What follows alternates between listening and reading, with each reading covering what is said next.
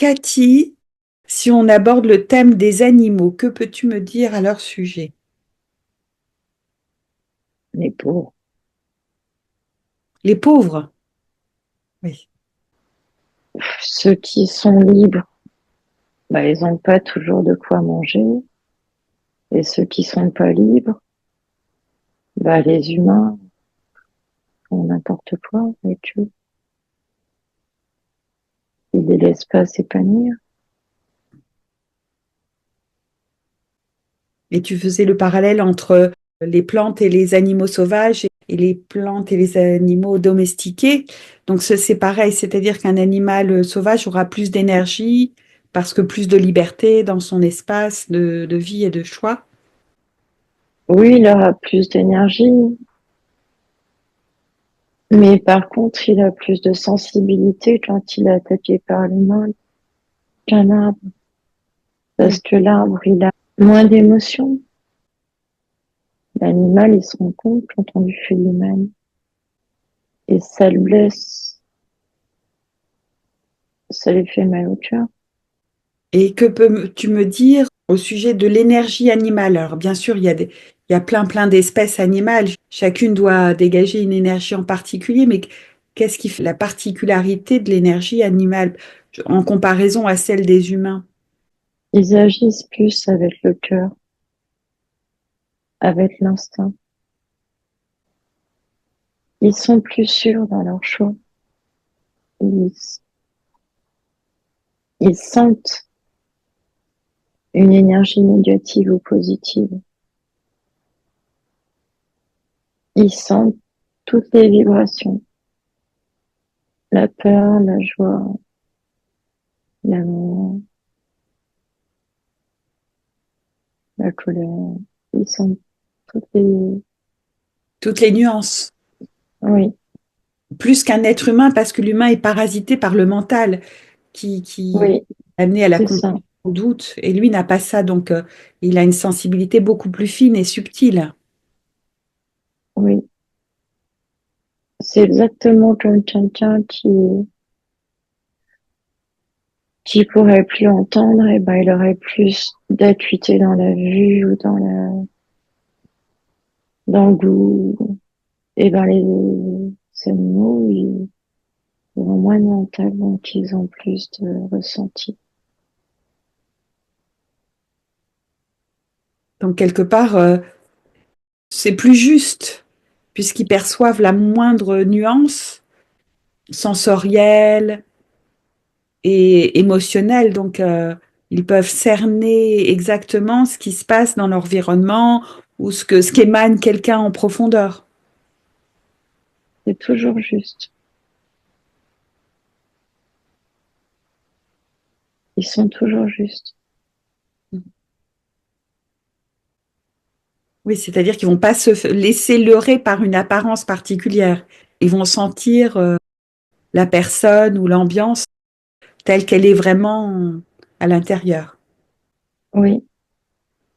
Ils sentent de loin quelqu'un qui a du cœur, et ils sentent quelqu'un qui a peur, ils sentent quelqu'un qui est en colère. Ils sentent, ils sentent les énergies humaines.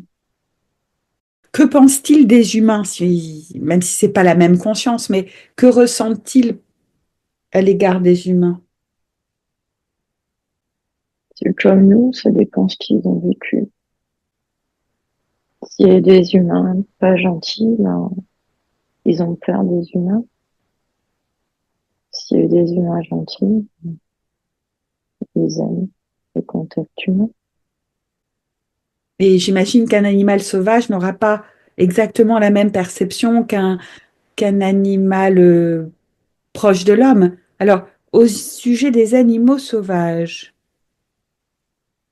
leur ressenti vis-à-vis des hommes. C'est comme nous, la peur de l'inconnu. Oui, ils nous sentent comme une espèce à part et étrange et voilà, ils ont une forme de réticence, de vigilance. Oui. Un animal sauvage, il doit passe beaucoup de temps à se défendre. Il y a peut-être aussi un inconscient collectif qui dit qu'il faut se défendre des humains. comme une forme d'alerte. Une méfiance collective comme une culture de génération en génération. L'humain est dangereux, il faut faire attention. Oui, ça se transmet, cet avertissement à l'égard de la dangerosité humaine. Oui, Dans un passé très lointain, il y a certaines pratiques un peu particulières ou qui étaient associées aux animaux, je pense au chamanisme ou à d'autres aspects, tu vois, avec les totems, etc. Est-ce qu'il y a eu des époques où la connivence avec l'animal est plus forte et plus particulière, plus étrange? quand on était indien, oui, on devait plus se concentrer sur les choses essentielles de la vie. On était un peu plus comme eux et ils sentaient pas la peur en nous. Les humains avaient moins peur des animaux. Oui, ils avaient une conscience plus large de la nature. On pouvait être proche parce qu'on se ressemblait plus. Alors d'où viendrait le fait qu'ils se dévorent les uns les autres? Parce qu'on l'a fait, parce que les humains l'ont fait au départ. Ils ont fait pareil. Ce serait l'humain qui aurait montré le mauvais exemple. Oui, Parce que dans les récits, on aurait plutôt tendance à croire qu'il y avait des bêtes féroces dont l'humain avait peur et il devait s'en protéger, il devait, pour survivre, manger les animaux. c'est l'humain qui a peur. Et la peur de l'humain, ça rend les animaux agressifs. Mais si l'humain avait pas peur, on pourrait tous être ensemble, les humains et les autres. C'est la peur des humains à l'égard des animaux qui va éveiller leur agressivité. Oui, S'il y a de la peur, il y aura une attaque, il y aura une forme de violence. Par contre, si l'humain n'a pas peur, c'est là où les choses peuvent mieux se passer. oui, c'est sûr. Et quelle est l'évolution de l'animal, des animaux? C'est pas beau, Ah oui. parce que l'humain n'est pas gentil avec les animaux. L'humain a peur de ce qu'il connaît pas. Donc il préfère tuer plutôt que apprendre à connaître. Oui, donc c'est vraiment l'humain qui apporte une dissonance où qu'il soit envers la nature, les animaux. Oui, Et que ressentent les animaux vis-à-vis de la méchanceté humaine?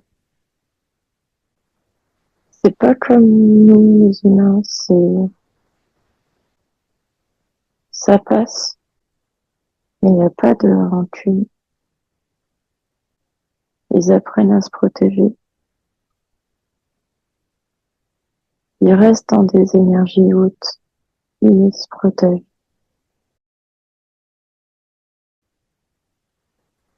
Les humains comprennent pas que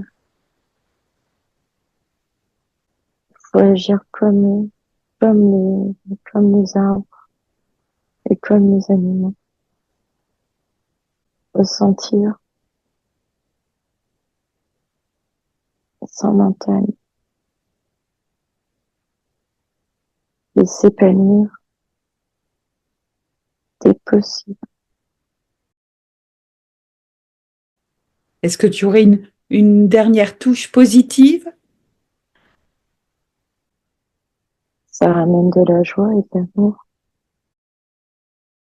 La présence de la nature, des plantes et des animaux, c'est ce qui éveille la joie et l'amour.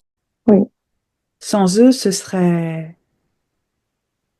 l'amour et la joie auraient tendance à se s'évaporer là, hein. il y en aurait beaucoup moins.